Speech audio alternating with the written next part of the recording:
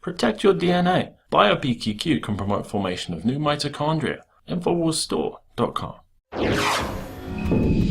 Well, supporters of President Trump showed up all across the country this weekend, and at some of those rallies, they turned violent. And based on the perspective of the mainstream media, it was all the Trump supporters' fault. Now, Millie Weaver joins me. Millie, I know that you kind of issued a call to people to say, look, it's time to get out there and put on our shirts and show people that we respect this country, we respect our president, and just show your support for Trump. Get out there. Don't be afraid that these little Antifa freaks are going to show up and get violent and try to shut you down. And it's like a self-fulfilling prophecy. That's exactly what happened. But interestingly enough, the media is blaming it on the Trump supporters. Meanwhile, when we've seen Trump rallies for the last year getting violent with these Antifa people and others, getting violent against women, throwing pepper spray in women's face and all that, they're completely silent. They don't talk about that. Exactly. That's exactly right, Leanne. And, you know, it's such a question. Do we stay inside to avoid confrontation, to avoid being blamed or being shown in a bad light if we fight back? Or do we go and take to the streets and decide we're going to exercise our right, our First Amendment right to freedom of expression, to share our political position without being being made afraid into being silenced by terrorists, because that's really what these people are.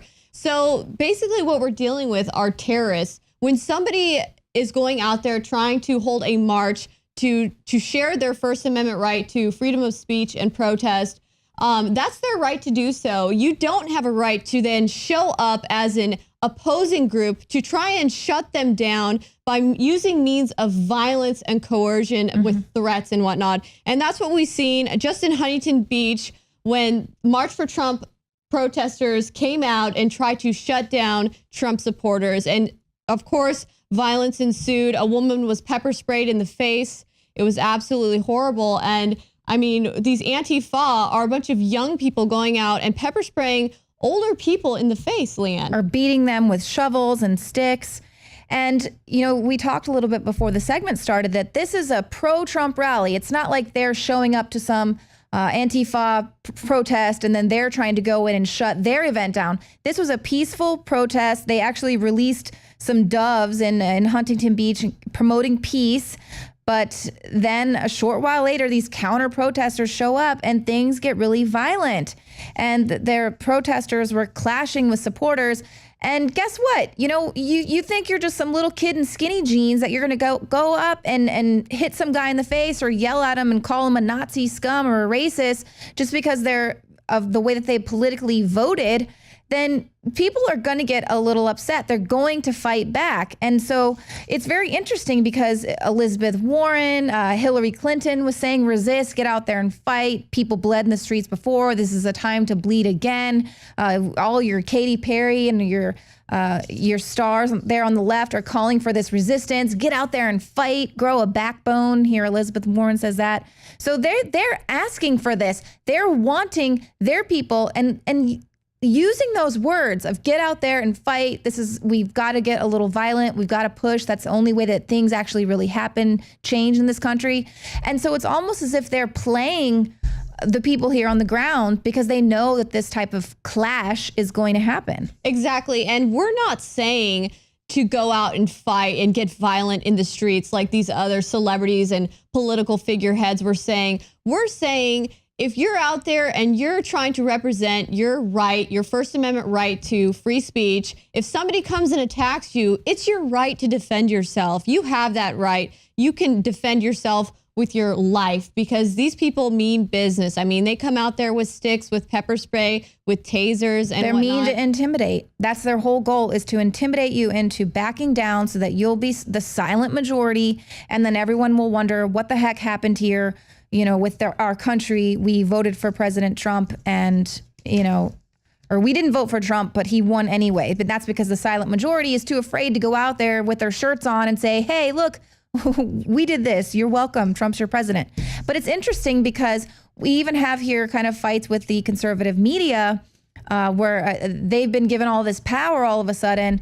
And now there's infighting there. So we see with Tomi Lahren, she was banned temporarily from the Blaze for about a week, but now that suspension has turned into a permanent ban. This is after she went on The View and expressed her views on abortion. And so she was fighting with Glenn Beck, who frankly, so the only reason why the Blaze is like still in business is because of Tomi Lahren. So he got rid of her. So, which means the traffic to their site is going to be on a sharp decline.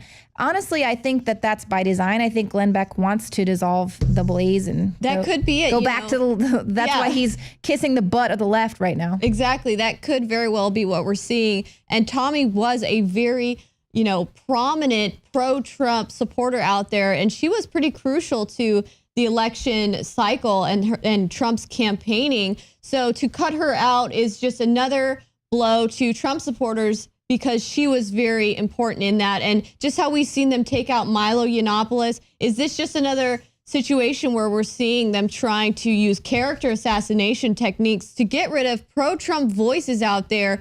Because if they try to make a coup on President Trump, these are going to be the voices that are out there saying, hey, we need to stop this. This isn't right. They're going to be the voices that speak out. So I'm just wondering, Leanne, do you think this could be an attempt to silence those dissenting voices? Absolutely. And she's, obviously young and attracts a lot of the millennials as well as older people. And so you're absolutely right. I think it is more of they're kind of circling the wagons and taking out those key players that are going to be the lone voice there in the wilderness that's going to speak out against the coup that's going on. And it is, I think, very strategic. You're absolutely right. Paul Joseph Watson's talking about how, hey, this might be my last YouTube video I ever post because all of those conservative voices are people that speak out against the social justice warriors that are out there, or with a paradigm that the left doesn't like. They're getting shut down. They're getting their ads pulled so they can no longer bring in revenue from their YouTube videos. So yes, I think that's a very astute observation that this is exactly. And my YouTube channel is being censored too. The Millennial Millie YouTube channel is being censored. I mean, if I just look at the analytics, it's insane to see how it's being censored. And I've had people commenting to me all the time saying that they keep clicking the subscribe button and the notification button, and they come back later to find out that it was disabled or turned off, and they have to keep resubscribing, so they're not actually seeing my videos in their feeds. Right. Wow. And if people aren't that diligent to go back and check the subscription, then they're not going to maybe even notice something like that. So that's pretty interesting. There's all these sort of ways that they're gaming the system so that eventually there aren't any voices out there who are speaking out against the establishment, against what's going on. And even though, Tomi Lahren got super popular, she still has a voice that is against that, the main establishment voice. So it's very interesting, the power play to show everyone, even Paul Joseph Watson, for instance, reaches millions of people on Facebook and YouTube.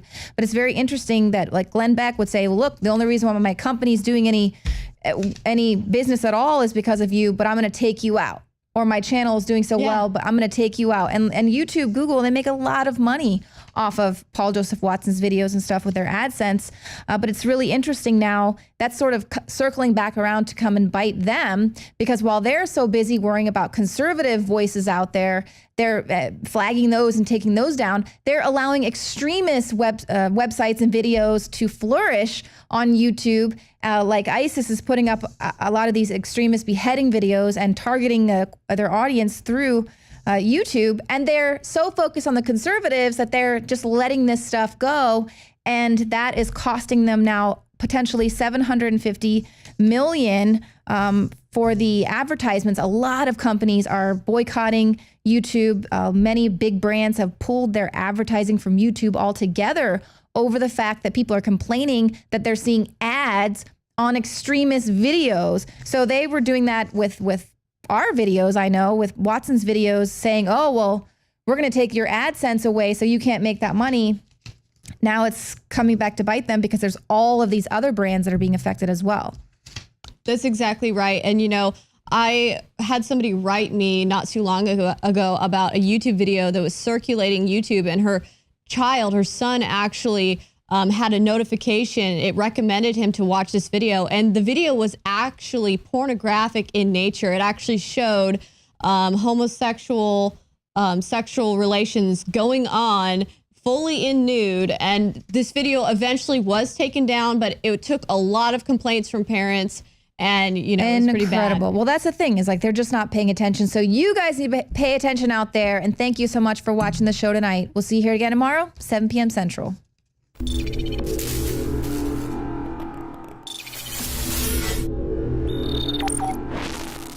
I am very proud to announce the introduction of the highest quality Infowars Biome Defense Probiotic.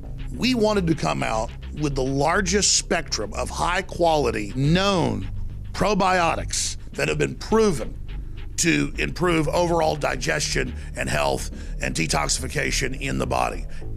Biome Defense is an exclusive blend of 50 billion live and active cultures from over 23 different probiotic strains that are known to support digestion and intestinal function. Our researchers are confident that we have been able to develop what will be the leading probiotic on the market. Secure your Biome Defense in ultra strength or regular strength at InfoWarsLife.com today and get started supporting your digestive system naturally. We've been testing this formula for years, but this is the limited first run to the public, so please take advantage of it today. Support your own health and support the InfoWar.